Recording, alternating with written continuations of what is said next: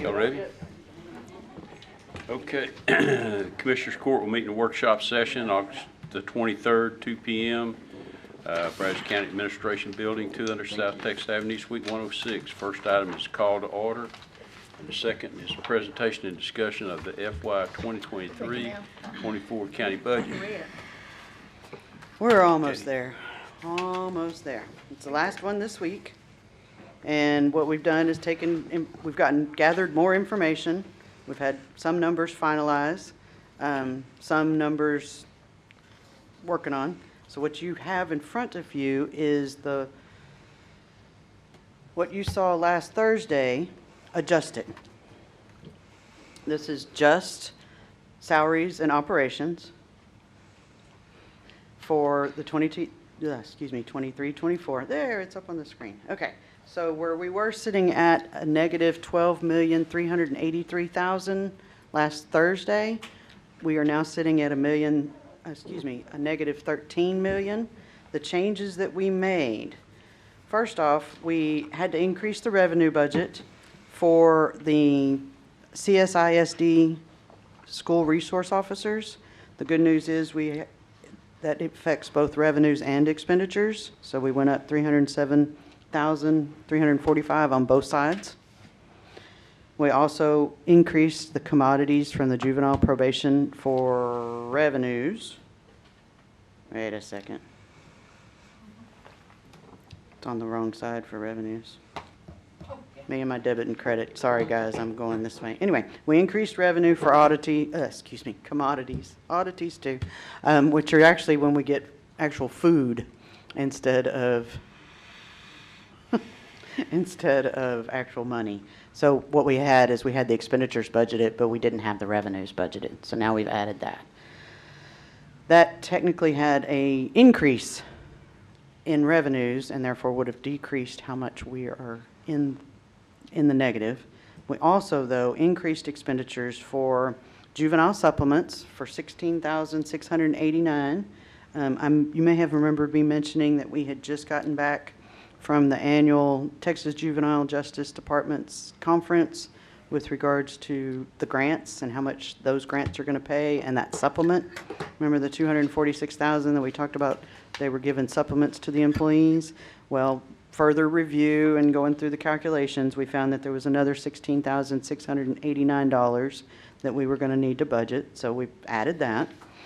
We've also added a 1.5% merit. What we found, on review, we hadn't put the merit in there, but there was several departments many actually, a large percentage that we had made adjustments for, but we hadn't taken into account some of the less specialty positions, including facilities and the clerk's offices and things like that. So we went ahead and put in a merit of 1.5%. That is with benefits, $779,920. Department head increases. The total with benefits for department head increases as requested by Commissioners Court is $37,606.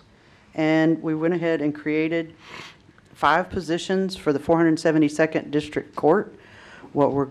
The new court. What we're going to do is we have to create the positions during the budget. If we don't, we have to declare an emergency. It's hard to explain why we have an emergency when we put the bill in and the legislature passed it. That's kind of counterintuitive to an emergency. So we're going to go ahead and put the positions in. I think Judge Peters had a discussion with Judge Wise, and what we're going to do, he wants to be sworn in November 1st.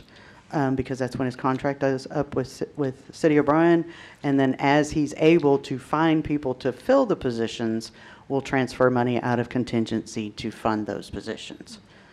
And but the amount in here for $85,290 is for health insurance for the whole year. So we won't end up spending all that, but we wanted to go ahead and budget it.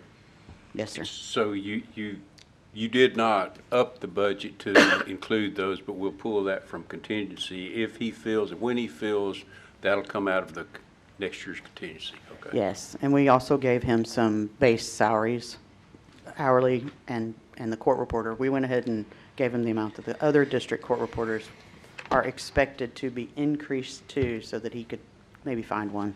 I think that's going to be his hardest one to fill. Yeah. But this way he has time. And I've also put him in contact with Human Resources so that he can review the job descriptions from the other courts and post positions after he is sworn in. Okay, so just to make sure I understand, thank you. All of the items that are below the revenue, less expenditures, deficit, all of those are in the figures above.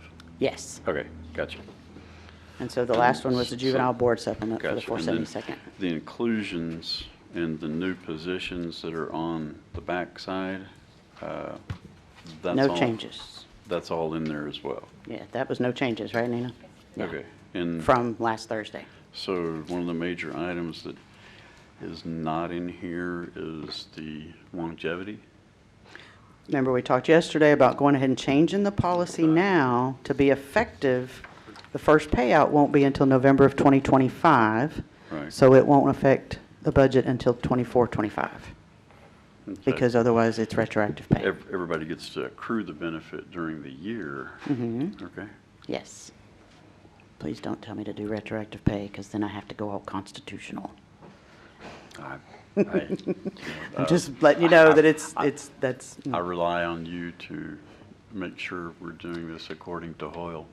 Yeah. Now I don't even know who Hoyle is. Okay, but the idea is if we approve it,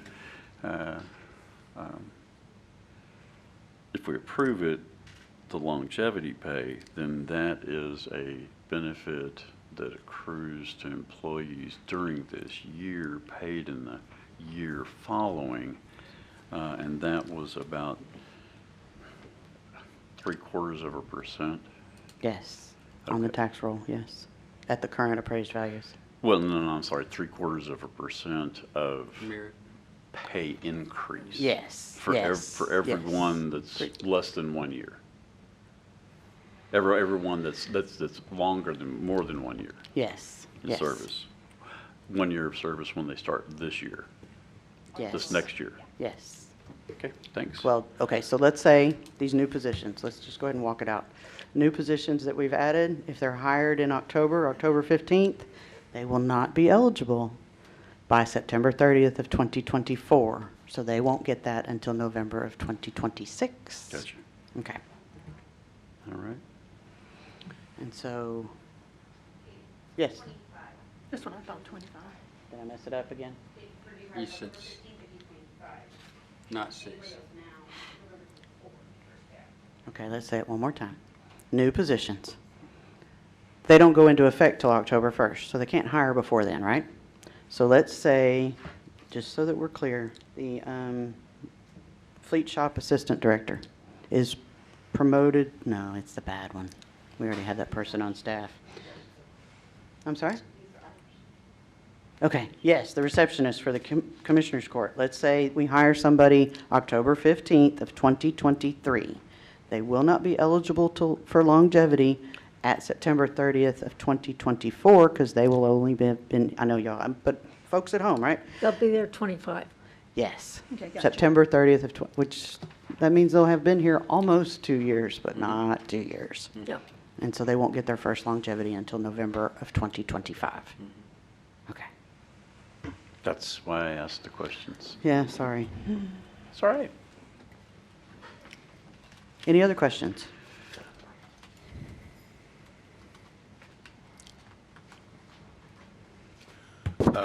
One thing I would like to introduce, the appointed, is it 472nd? I haven't even got that in my, 472nd, that's right. 472nd, Gerald Wise, Governor appointed the new district judge and looking to be sworn in November 1st. November 1st. So here's the guy we were talking about that court just now. So, Yes. I don't know if you heard it, but welcome, Judge. Yeah. Yeah. Glad you're here.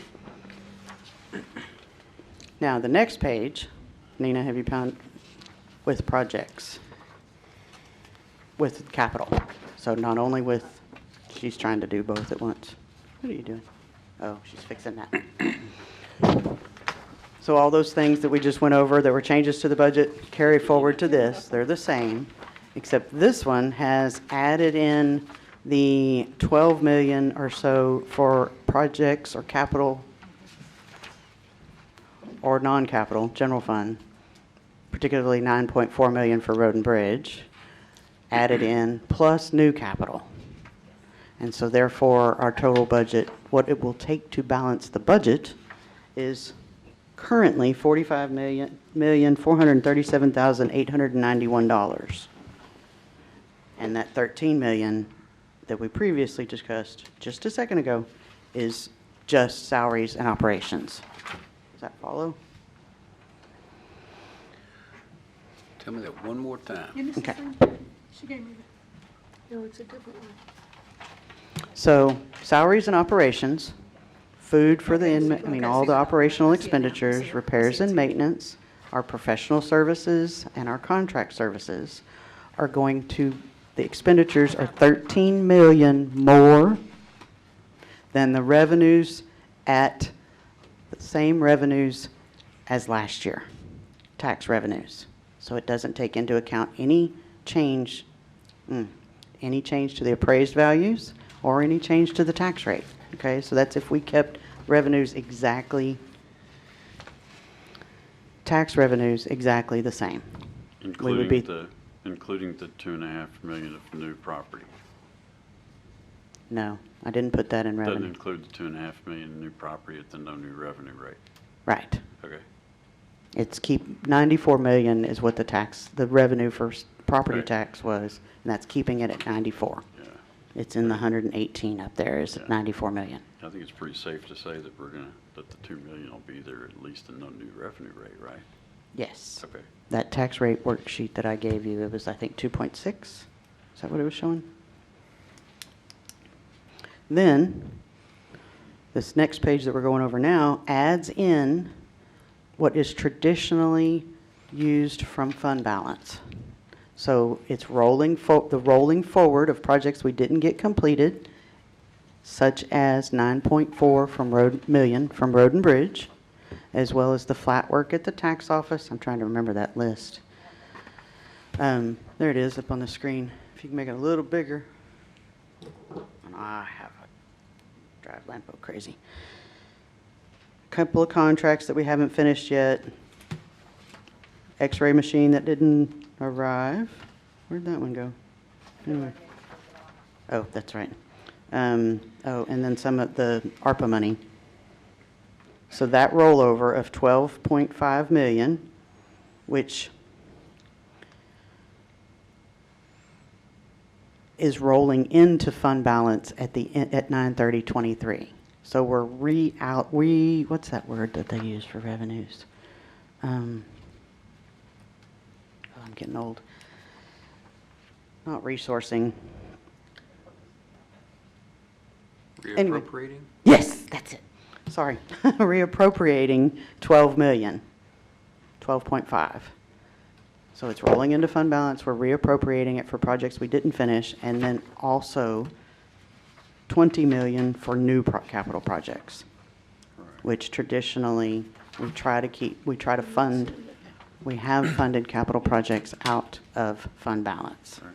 And that's the number that we would be reducing. This reflects the number that we would be reducing the 117 million. Yes. Okay. The difference But- between the 13 million and the 44 million, 45 million. Right.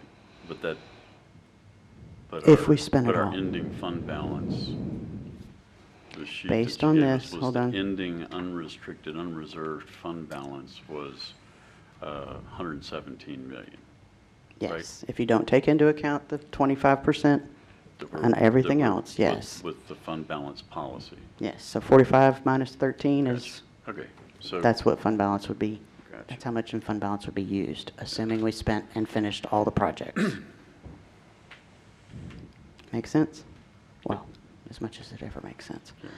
So the increases are basically general government by 3 million, a little bit an increase in human services. Most of the others are equal, but the two big ones are public transportation and other financing uses, right? Commissioner, Yes. could you talk into the microphone? I'm having difficulty hearing you down here.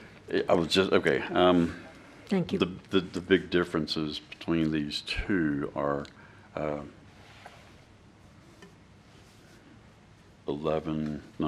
9 million in public transportation. Which is the And 9.4. other financing is comparable to what we did prior year versus the 1.7, so that's about a plus 20, right? Yes, sir. Okay. And that gets us from 13 to 45. Yes, Thank sir. you. Okay.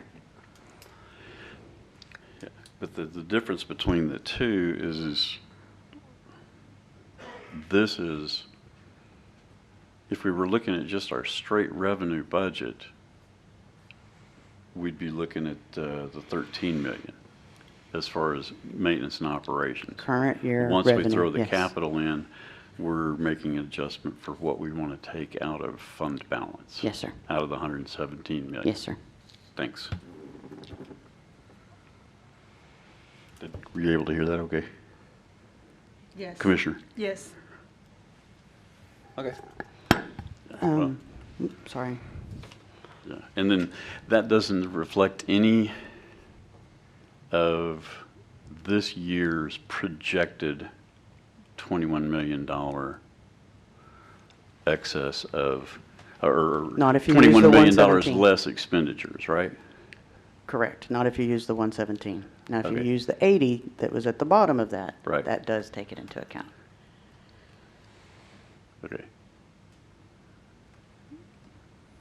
Okay, so what happens to the projected $21 million for the end of It would this go, year? I mean, it would go into fund balance, Okay, but we, and we're reappropriating some okay. of it. Well, okay, so I'm missing where the 117 is then. Is so it- the 117 is before, that number is pulled off the fund balance worksheet, and it's before we set aside funds for rollover, before we set aside for the final ARPA calculation, and before we set aside for contingency, 6 million, and indigent healthcare, 5 million. So if you look at the bottom Right. of that page, the last two numbers are the projected revenue for 2023 and the projected expenditures for 2023. The difference between the two is, I think it's the 21 million, 21 to 25. So that 80 million at the very bottom does take into account the results from the 2023 budget. Okay, so I think this is the most recent one. Fund balance October 1 of 2022 is 136 million. Then we adjust that for, Restricted and inventory and prepaid. right, that gets us to the 117. Yes, and that's before any 2022-23 results, Gotcha. including Okay. ARPA. Okay, Mhm. and then we're projecting that to be a $21 million surplus. It's the difference between the 116 revenues and, I can't remember what the expenditures are. Yeah. Okay. And then I just want to know where this year's projected surplus fits into this calculation. I'm sorry, I had it memorized wrong. See the 139 million revenues? Second to the, well, Okay, let me make sure I got the right one. I've got the 136, okay. Is that the same page? 42,960, that's the same one, yeah. Okay, which one were you talking about? You said the 139? yes, that's the projected revenues for 22-23, projected expenditures of 116 million, the difference of which 39 minus 16, 25 million is in the 80,000 at the bottom, 80 million at the bottom. So the 117 is a number, it's unrestricted, or excuse me, unrestricted spendable fund balance, but it does not include the results of the 22-23 budget. That's what I was after. Okay, so the 22-23 budget, that's the surplus that we're projecting is, where does that go into the equation? It's the difference between the 139 million and the 116 million. It's a calculation. It's not a number put in there. Gotcha. Okay, Because we don't know for sure yet. right. Okay, so that's actually more like 23 that you've got here as the estimation. Yeah, I'm running Right. it. I'm running it now. Yeah, a little less than 23. Yeah, 23.3.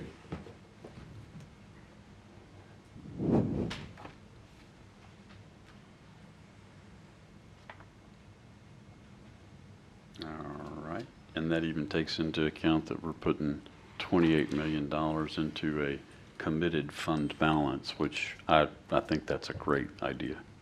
That's So net, what we're really looking at is how much of that so 80,492,000 that we're going to use.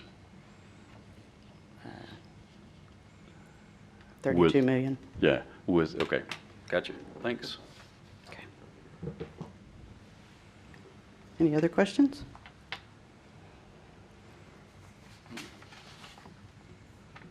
Now, there may be other changes that come up. There's a couple of things that I'm hoping to, there's a grant hoping to finalize this evening, and that's the public defender grant. So that may change a little bit on the other financing uses.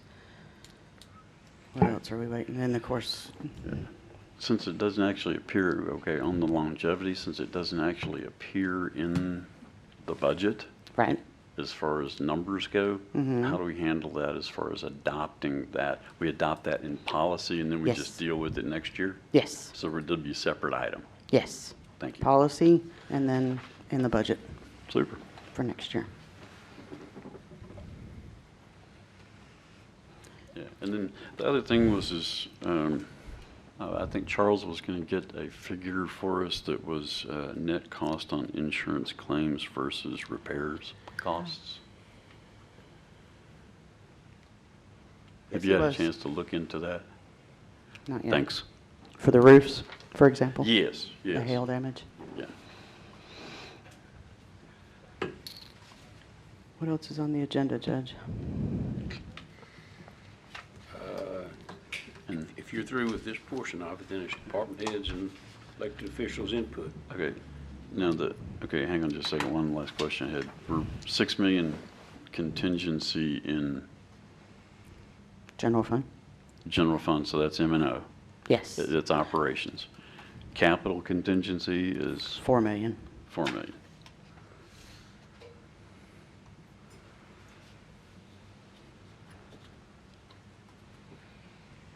Okay, thanks. Do we have any elected officials or department heads that want to come up and address something about the budget?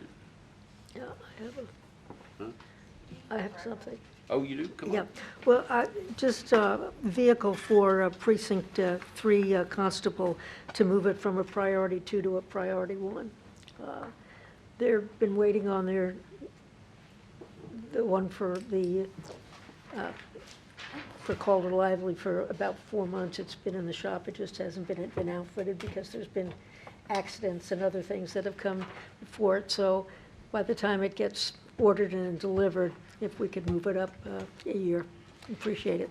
And the priority 2 vehicle that is on the list that was reviewed the other day, it is Constable J.P. Ingram's vehicle. It was never mentioned regarding Officer Lively's vehicle, but I could definitely get with Ken. I don't think he's here regarding the situation on it. The reason why that particular vehicle was a priority 2 because it only had 70,000 miles on it. 83. 83. And the only issue was a transmission. The transmission has been fixed, and we figured, and there's been, I'm going to go ahead and say, there has been comments made that the only reason why the vehicle needs to be wants to be replaced, is because it's embarrassing to drive in a parade because of the hail damage. Okay. And if the transmission does go out, it's $5,000 versus 40-something thousand, yeah. And so, You are more than welcome to make that motion at the adoption of the budget, to add that to the budget. Thank you. yes. Any questions regarding capital or anything else? Okay. For department heads, elected officials, might be your last time. Forever hold your peace. Now there's going to be a quiz. What's in the budget? Okay. All of it.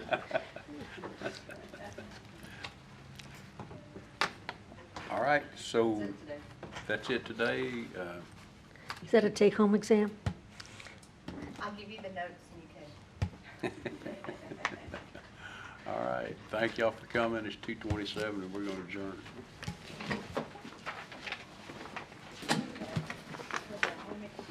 All right. Finish packing. I hope so. I hope so too. And I just get through this squeeze.